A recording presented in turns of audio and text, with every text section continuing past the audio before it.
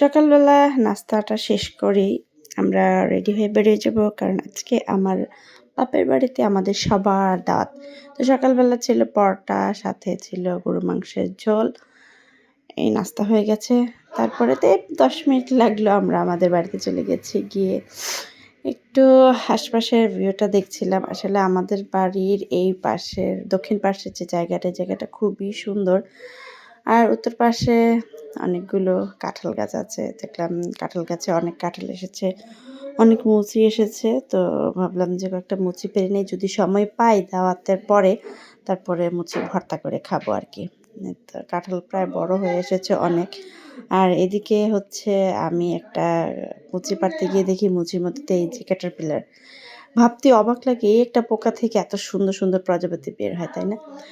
তারপরে মুচিগুলা পেড়ে এক এক করে সংগ্রহ করে আমার ছোট বোনের কাছে দিলাম, যে এগুলা রাখ, খাওয়া দাওয়া শেষ করে যদি সময় পাই তাহলে মুচির ভর্তা করে খাবো। এখন হচ্ছে পুকুরের পানি কিন্তু অনেক শেষ হয়ে গেছে, কারণ চৈত্র মাস চলে এসেছে। তো পুকুরের পানি একেবারে শেষের পথেই। আর এদিকে আমার ছোট বোন আমাকে শিখাচ্ছে কীভাবে ভিডিও করতে হয়। আমার ভিডিও নাকি ওর কাছে ভালো লাগে না, সুন্দর হয় না, এই জন্য ও আমাকে ভিডিও করে শেখাচ্ছে। এই তো আম্মু ওদিকে ডাকছে যে খাওয়া দাওয়া সব রেডি। তো এক এক করে পুরুষরা সবাই খাওয়া শেষ হয়ে গেছে, এখন আমাদের খাওয়ার পালা। প্রথমে নিয়েছিলাম পোলাওর সাথে নিয়েছে হচ্ছে মুরগির মাংস আর ভাজা মাছ। এগুলো আমাদের পুকুরের মাছ। তখন হঠাৎ করে মনে হয়েছে, আমি তো আগে পোলাও খেলে পরে আর সাদা ভাত মানে ভাত খাইতেই পারি না, এই জন্য আমি পোলাওটাকে সাইডে রেখে তারপরে হচ্ছে ভর্তা দিয়ে আগে সাদা ভাত নিয়েছি।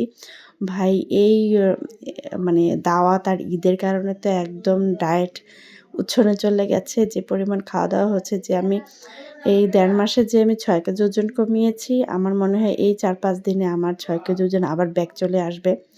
আমি ঠিক জানি না। আর আমাদের বাড়িতে আসলে তো আমার আম্মুর আর আমার বোনের রান্নাবান্নারই শেষ হয় না। একের পর এক খেতে 2 লোকমা করে খেতে গেলেও কিন্তু প্রচুর। তারপরে হচ্ছে মাছের ডাল রান্না করেছে, এত মজা হয়েছে। মাছের ডালটা অনেক মজা হয়েছিল। আর আমার শ্বশুর, আমার হাজব্যান্ড দুজনই মাছের ডাল খুব পছন্দ করে, তাই মাছের ডাল তো অবশ্যই সবসময় রান্না করে আম্মু। তারপরে হচ্ছে নিয়েছিলাম এই যে, তারপরে হচ্ছে পোলাও নিয়েছিলাম। আমি আগে ভর্তা, মাছ, ডাল এগুলো আগে সাদা ভাত দিয়ে খেয়ে নিয়েছি। তারপরে হচ্ছে 1 চামচ পোলাও নিয়েছি মুরগির মাংস আর গরুর মাংসের সাথে। তো খেতে খেতে দেখি আমি অনেক খেয়ে ফেলেছি। এত খাবার খেয়েছি যে আর কি আর বলবো। তারপরে খাওয়া দাওয়া শেষ করার পরে কিন্তু আমি অনেকটা পথ, প্রায় 20-30 মিনিটের মতো হেঁটেছি। কারণ এত খাওয়া দাওয়ার পরে না হাঁটলে কিন্তু শরীর একদম অসুস্থ হয়ে যাবে। আমি খাওয়া দাওয়ার পরে উঠানের মধ্যে এই পাশ ওই পাশ অনেকটা সময় হেঁটেছি, কারণ না হাঁটলে আমি মনে হচ্ছে আমার সাফোকেটেড লাগছে। আর আমার ছেলে আর আমার ভাগিনা 2 জন মোটরসাইকেলের উপরে, তাদের যে কী নাটক আর কী ঢং চলছে। তো এদিকে আমি আবার আমাদের বাড়িতে গেলাম।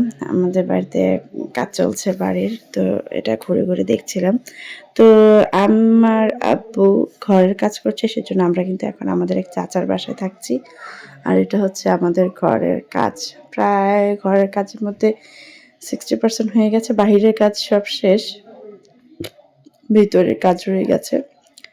এ হচ্ছে ঘরের কাজ। আমার বাবা সাধারণ একজন মানুষ, তাই টিন শেডের একটা কোনো রকমের বিল্ডিং করার আর কি চেষ্টা।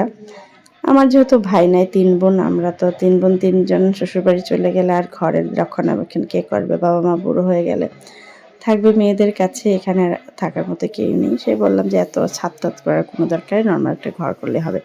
এই যে বলি, বাপের বাড়ি আসলে খাওয়া দাওয়ার কোনো শেষ থাকে না। আমি খাওয়া দাওয়া শেষ করে দেখি আমার বোন তো এত বড় ট্রে বের করে দিছে, সে মালাই ব্রেড বানিয়েছে। এমনিতে ডায়েট তো উচ্ছনে যাচ্ছে, আর আমার বোনের এই খাওয়া দাওয়ারে আমি কি বলবো, ঈদের দিন তো সে 3-4 রকমের ডেজার্ট বানিয়েছিল, এখন আবার সেই মালাই ব্রেড বানিয়েছে।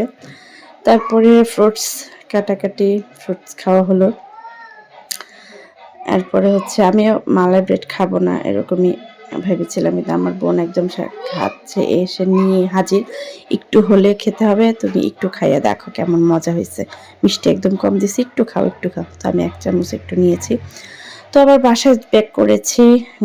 মানে শ্বশুরবাড়িতে এসে তো আমার ননাস অনেকগুলো পেঁপে এনেছে, আমার শাশুড়ির কাছ থেকে পেঁপে পেড়েছে বলে, এগুলো কাটো, সন্ধ্যাবেলায় সবাই খাবে। যে দেখেন ওরাতেও কত পেঁপে।